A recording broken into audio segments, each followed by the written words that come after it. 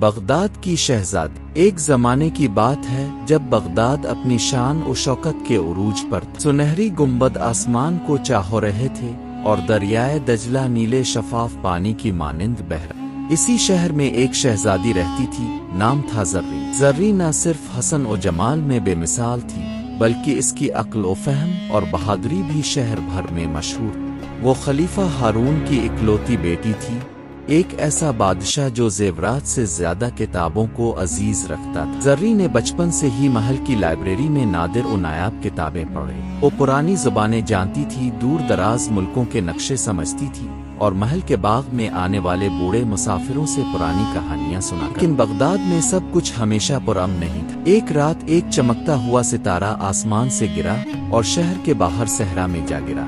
اگلی صبح سورج دھند میں چھپا ہوا تھا اور قریبی دیہاتوں میں ایک پراسرار نیند کی بیماری پھیلنے لگی۔ خلیفہ نے درباری عالموں کو بلایا مگر کوئی بھی اس مصیبت کی وجہ نہ سمجھ سکا۔ زریں نے اس مقام پر ایک عجیب سا نشان دیکھا جو اس نے ایک پرانی کتاب میں دیکھا تھا۔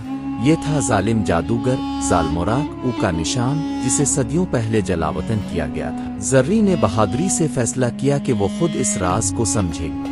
وہ عام لباس پہن کر چپکے سے محل سے ایک قدیم طلسمی قطب نما اور ایک پرانا جادوئی نقشہ لے کر وہ صحرا کی طرف روان۔ راستے میں اسے جنوت ملے، پوشیدہ غاروں کے راز کھلے اور آخرکار وہ اس گرے ہوئے ستارے تک پہنچ گئی۔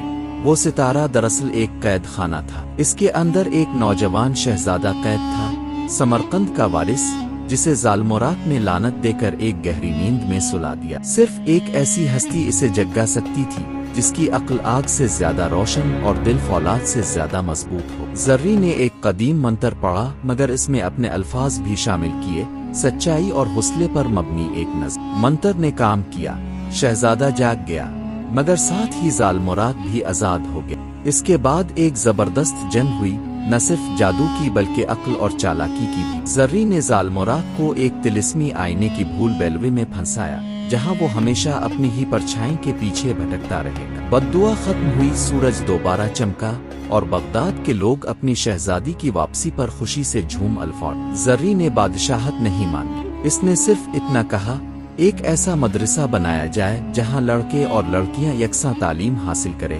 چاہے وہ علم جادو کا ہو، سائنس کا، کہانیوں کا۔ یوں بغداد ایک بار پھر علم و حکمت کا شہر بن گیا، ایک ایسی شہزادی کی رہنمائی میں جس نے دنیا کو دکھایا کہ سب سے بڑی طاقت ایک آزاد ذہن